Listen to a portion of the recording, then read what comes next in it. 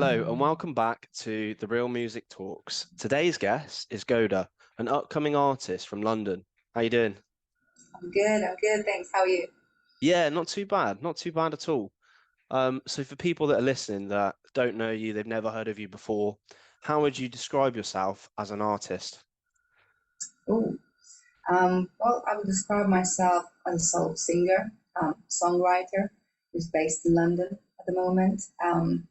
And well, I'm not from London, I'm not from UK. I'm originally from Lithuania, Baltic states, and I came to this country for music, so that's here we are. So talk me through your journey a little bit, because obviously, like you said, you weren't born in the UK. So how Mm. did you first get into music? Right, so first, I think I was like 5 or 6 when my father forced me to go to music school, which I didn't really want it, and I didn't really understood what is this. So I had no other choice. So after probably 7 or 8 years, don't remember now, finishing the music school, and I thought music never again in my life. I had such a big trauma of doing all the solfeggios and things that I didn't really want to do. And yeah, I had great, and I was dancing on ice at the time. I know it's completely different. I was doing sports, and after that, I kind of missed music a bit. And after like 3 years of break, I decided to do music again, and I was competing in different competitions, singing covers. I had no idea how to write my own songs. I had my own vocal coach, so just traveling a lot around the world, mostly Europe, and just singing in those like childish competitions. And at some point, I felt a bit stuck, like I just didn't enjoy anymore what I was doing, because all my life I wanted to just create my own stuff, my own music, and I had no support, no help. It was just like wrong environment for this. And one day I woke up and I thought, why not go and study music in London? So I applied to British and Irish Music Institute, and yeah, I just got married, bought a flat, sorted my life, and left everything for a bit. Came to London to study music, and then bring my husband, bring the doggy, and here we are, 5 years. Have my own EP, so Okay, that's the story of my life. so you started in like classical, right? So you had like quite traditional sort of musical training and theory, Yeah, and like you said, you didn't actually really enjoy that. I no. guess was that because you always just wanted to write your own stuff, and obviously when you learn those styles of music, you're often just playing old traditional pieces and learning how to play those correctly almost, rather than being fully creative. Yeah, exactly. And um, I didn't, I didn't really know what I wanted at that time because I was still very young, and I just didn't have support from anyone and like a guide that could, walk me through how to do things. And yeah, I was just felt stuck in the circle and never ending way of that. So And how did you actually go from making the transition to like, playing other people's music to start to like write your own music and compose and write your own songs? so I do play instruments, and I actually never understood how it's possible to write stuff without actually being able to play at least one instrument. So I do play keys, I do play a bit guitar. I was actually learning drums as well, so trying a bit of everything. I would say if I wouldn't be a singer, I would be a drummer, that's for sure. Because that's banging. I loved it. Anyway, not my stuff now. So yeah, I do everything on keys. I just sit down, I have like melody in my head. I have some chord progressions I play, and then I come up with lyrics, and then I come with the rest.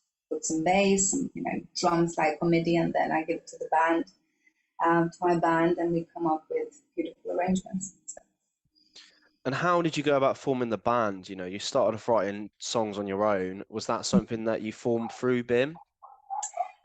no, actually, I never had lessons at BIM how to write my own stuff, but I think I solved the problem. So I solved the environment because I was surrounded by musicians. They were all musicians, and if I needed something, I could always ask. And I still have some, amazing friends and talented friends who can play many, many instruments and can teach me how to do things. So I just learned a lot from them, I would say, but not particularly from people that would, teach me at them. Makes sense. It's that kind of environment that, everyone helps each other out and you can collaborate. But when did you like formally create a band almost, that play the songs live? So my first single, I think I was releasing the first single after a year being at BIM. It's called Who Am I? This is another story how I wrote the song. But anyway, I was writing the song with my friend that I'm playing in the band with at the moment. And I think my first show was before COVID. So it was after a year and a bit that I had my own show in Dalston with a band, and yeah, it was great. And they were all from BIM. So again, I had a huge support from BIM, from the side that, all people were musicians. So I was lucky that, I can connect and I have space and place where I can find these people. And how does that influence the songwriting? Is it a case of, you write a lot of the parts or you have them in mind, or is the writing kind of collaborative with the band? If that makes sense? Yeah, well, I would say it's a bit of both, because I have idea. Well, I don't really play drums or bass, so for me it's difficult to come up with specific parts, but I come up with melody, I come up with lyrics, I come up with chords that they follow, and then we just get together and we just naturally come up with some arrangements because I have some ideas. I tell them some references, songs that will kind of feel. Is it jazz? Is it soul? Is it like pop rock? And then, yeah, it just comes very naturally because they're just amazing. So you don't need to really explain or discuss a lot. And like you said, it's quite difficult when you move to a new place and you don't know anyone. I mean, obviously you made like friends at BIM and stuff, but is there anything that you did in London to kind of get yourself out there, network? No, I don't like networking. That's the problem. I know I should. Well, I do more now, but no, I was just going to the, student parties and freshers parties, like the bow parties, and yeah, I met some people there, like a proper student. So, but I didn't really do anything like, forcing myself to do anything where I don't want to. Makes sense. So do you want to give me like a rundown of like the music that you've released today and maybe talk a little bit about it, perhaps like the different singles or that kind of thing? Yeah. So, well, I have 3 singles released so far, so it's not a lot. And I think because of COVID, a lot of plans that I had was just ruined because people left and we had many plans, and the EP was supposed to be released like a year and a bit ago, but it didn't happen because it's always like this. So yeah, I have 3 singles, and 2 of them are in English and one is Lithuanian, which was quite popular back in Lithuania. It was played in radios and some TV shows. And it's just the country thing. It's just the cultural thing. They just like when people create in their own language, which I get. It makes sense. So I might do more of Lithuanian stuff as well in the future. And yeah, now I have 6 songs that are coming up. My first song from the EP is coming this Sunday, and then the rest will come up in a couple of months. So. Obviously, COVID was like a really difficult time for everyone in the music industry. How did it like impact you then, having all your plans kind of be set back, I guess, just like in terms of a logical level and also like emotionally? Well, I was a student, so it hit me very badly because I came here to this country to study, and then after a year and a bit, everyone went to lockdown. So I was studying from home, which I was not happy because that was not the point. As being a musician, you want to be on stage, you want to connect with people, you want to play with people, and just we couldn't do this. So I wasted more than a year being at home, and I had lots of thoughts just to go back, but I didn't want to give up. I thought that if I'll go back, things will change. And it's not that I will forget music, but it's going to be very hard because here I have support, I have university, I have friends that they're all musicians, but probably like 99% of people that I know here, they're all musicians. And I still had like those connections even after a year. It's not a long time, but I still had like a, something. And I just didn't want to give up. But it was hard. It was hard because I was regretting like, what's going on? I'm so unlucky in this world. Yeah, these things always come through at the worst times, but I guess like coming Yeah. out of it, you'd be more excited in terms of your future plans and what you got going on, I imagine. Yeah, exactly. Well, we did survive, so it's all good. Exactly. And I've seen it in the music industry, like everyone was just so keen to get out there and play in front of people again. Yeah, Actually do proper concerts, not like a socially distanced concert, like actually connect with people in a room. exactly. I hate online. I'm not gonna lie. I just don't like online. I think if you have possibility to meet up, I would always rather meet up, even if I need to travel, or I just prefer this way. Yeah, I completely agree. Especially for like performances, Yeah, it's got its yeah, place, but I yeah. feel like as soon as everyone was able to play live again, the live streaming thing just kind of went out the window because no one was It's, interested in it anymore. yeah, exactly.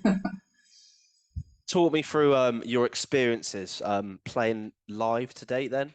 What performances have you done? Have you had good experiences, bad experiences, lessons that you've learned? Mm. Well, I don't know if I can say too much. You know what I mean? I had some good experiences. I had some bad experiences with promoters that I worked with before. So I don't want to do like a bad or good advertisement to them. I would say select really careful with what you're working with if you want to work with promoters. But yeah, I've played in quite nice venues like the Bedford, under the bridge. Now O2 Academy. I played in O2 Academy before. It was in a small one, and now it's a big one. I played in some smaller venues in Dalston and in Hoxton and yeah, Islington and yeah, bars and all the stuff. This one is probably the biggest one that I'm playing in London. Oh, actually, I played in festival. I forgot. I played in one festival this year, but it was in Bristol, in Brighton, in London, and somewhere else. I forgot. But that was cool. That was really, really cool. Never played in a festival before, so it was a different experience. And yeah, it was fun. Yeah, I think with a festival, it's very much like people are there just to have a good time, and even people that don't know your music at all will come through and like really discover you. And I think it's the best Yeah. place to kind of discover new music. Yeah, well, they wanted actually more covers rather than your own music because I guess, when people don't really know your music, they can't really enjoy it. But I did enjoy it. It was like 50-50, and it was great weather, and yeah, big stage and nice, nice vibe. I think that's the best way, like doing a mixture of covers and originals. Because when people don't know your music, it's Mm, quite hard to like really hit home when you're doing all yeah, your own songs. But if you it do a is. little bit of both, then you kind of keep the crowd happy with a couple of songs they know, but then you Yeah, introduce them to your music as well. yeah, Um, no, exactly. yeah, I think it's shied upon against, but I think like actually it's a good way to kind of develop your skills as a musician too. Yeah, no, exactly. It's just, yeah, it's like songwriter's ego, I'd say, if that even exists. When you want when you write your own stuff, you want to play it, and it's not that you less enjoy covers. It's a different thing. But you just want to play more of your stuff rather than covers, and you don't really enjoy it that much as you would have enjoyed before writing. But yeah, I know it's about the balance, so all is good. I mean, I'll be honest, I definitely enjoy playing original songs more. Yeah, exactly, exactly. But like you say, it is a different beast. It's a different beast. So talking about your journey, I guess, do you want to talk through maybe like some of the biggest mistakes and also lessons that you've made so far? Biggest mistakes. I'd say I didn't really have big mistakes. I think the biggest mistake is when you choose to work with wrong people because they just waste your time. And that's a shame. I had really nice people that I was working with, and then when things changing, and the band is kind of not stable, then you need to, bring new people, and then they bring new sound, and then it seems like everything is from scratch. So I think the most important thing that I've learned is right people that you work with, because if you will have right people and you will be in the right time in the right environment, you will succeed. Like eventually, one day it will happen.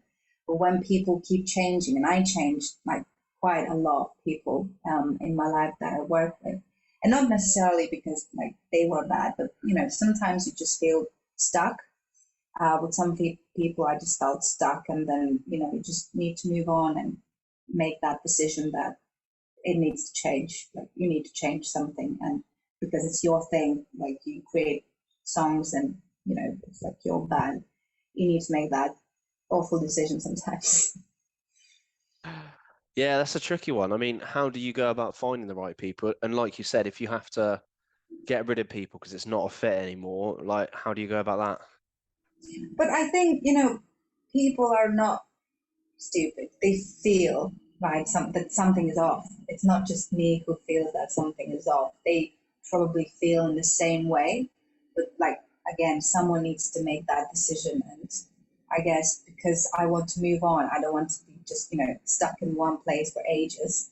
I just be more courage and just do it.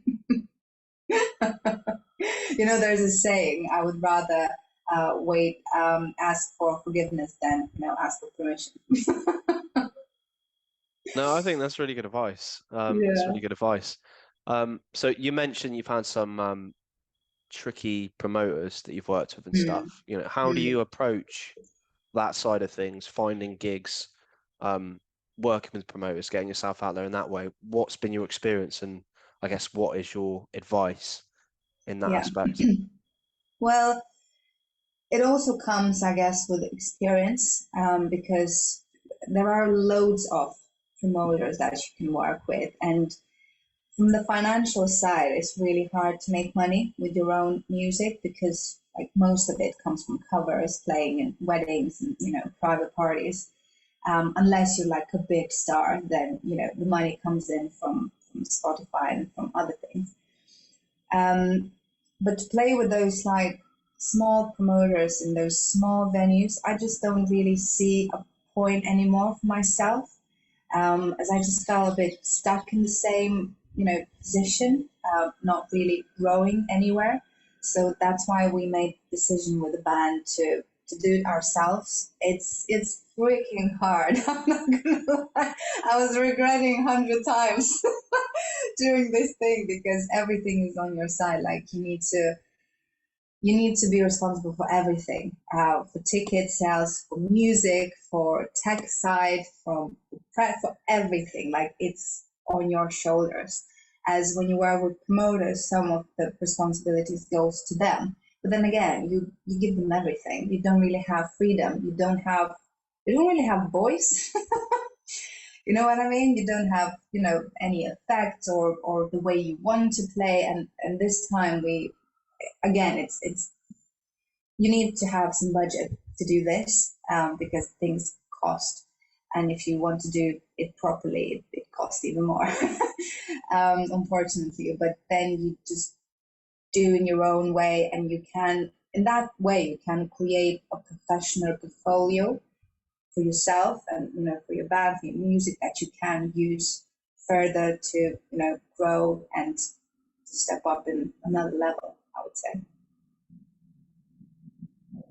I guess not all musicians have the skills and the capability to do it themselves. I think that's where it's tricky. I mean, I know Exactly. plenty of artists that just showing up and playing is enough hassle for them. So Exactly. it's tricky with Exactly. creative people. But I think I agree with you. If you can do it, like, why not? Like, it just, you get all the upside, and you get to make it however you want it to be, however special you want it to be. I think like you can form like a stronger connection with your audience and your fans that come along to your show then. Yeah. And I'm never gonna forget this when I was talking with, I don't know, was a promoter, I don't even remember, but anyway. And I asked why you don't pay to musicians to play, original music. And he said, why should I if there are hundreds of people that will play for free in London? So it just stuck in my head. It's like, oh, you bastard. But that's true. And it's really, I wouldn't say it's competitive, but there's so many people in London, if we talk about London, and so many talented musicians that you need to be so good or a bit more clever, or I don't know what you need. Like it's not enough nowadays to just play. That's the thing. And one thing that I was lacking of at my university is really to understand how to get into the business, because like you finish the university and you have the skills to play or sing or be professional, but you don't really have that skill to get into the industry. Like, how do you earn money? How does it work? How do you meet people? How the connections like, how do you do business? How do you do money? So I think it's really, really important to start this with your education to explain people that it's not just about skills, but how to use those skills to move forward. Otherwise, you will just, you will be stuck. And how many musicians, do jobs in bars and etc. And I have a day job because, again, it's like there's a huge gap that it's really, really difficult to fill in, because you need to pay your rent, you need to live, and if you want to live decent, you need money and you need a job. So it's tricky. And that's why loads of people just give up, because it needs to be a balance, but it's hard. Yeah, I almost think like these days, like the actual making of the music and performing the music is like a tiny piece of the puzzle. Ultimately, like Yeah, it's a small, very important part of it. You still have yeah, to be good. You have to learn how to play your instrument and master your craft and yeah, write good music and record the music. But marketing yourself in the right way, the business side of things, the different ways you can monetize yourself as an artist as well, because it's not just a case of you can sell merch, you can sell whatever you want to these people. I played a gig the other day and this guy loved us so much, he just gave us a tenner because he was like, I just love the performance. So there's all these ways to do things. It's just like you said, like not all musicians have like that skill set, but it's about trying these things yourself. And I do think like the way forward is to cut out all the middlemen and just have, the consumers and the artists.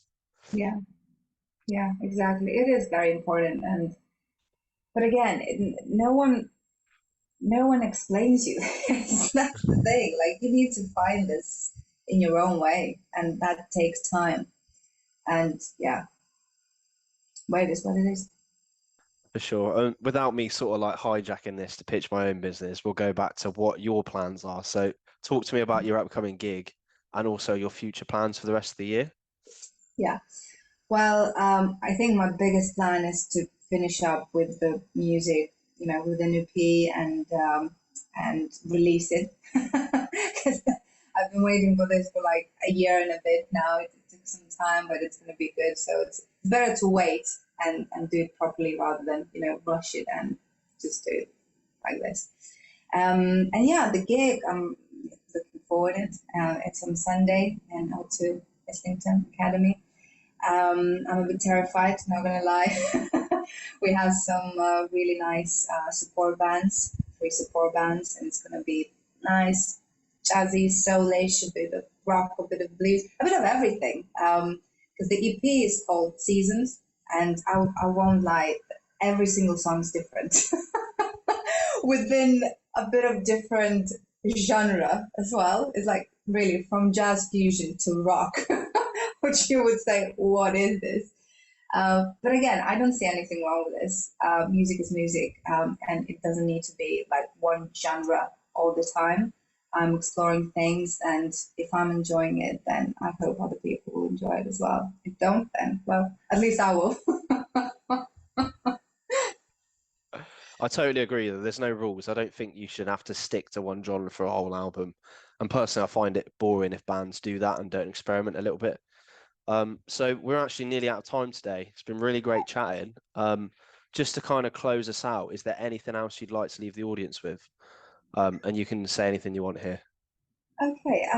Well, thank you for inviting me again, Dan. It was very, very nice to speak with you. And yeah, if you want to check out my new EP, please do. The first track is coming on Sunday. And as a performance, my name is Goda. Simple. It's like God with A. Or from the other side is a dog, so it's easier to remember. And yeah, if you enjoy my music, please do come to the gig and have a good time, because we do after parties, have very good ones, just in case you like parties as well. Love it. Thanks so much. Really appreciate it. Thanks so much, Dan. No worries. Thanks for watching, everyone. See you next time. Thanks.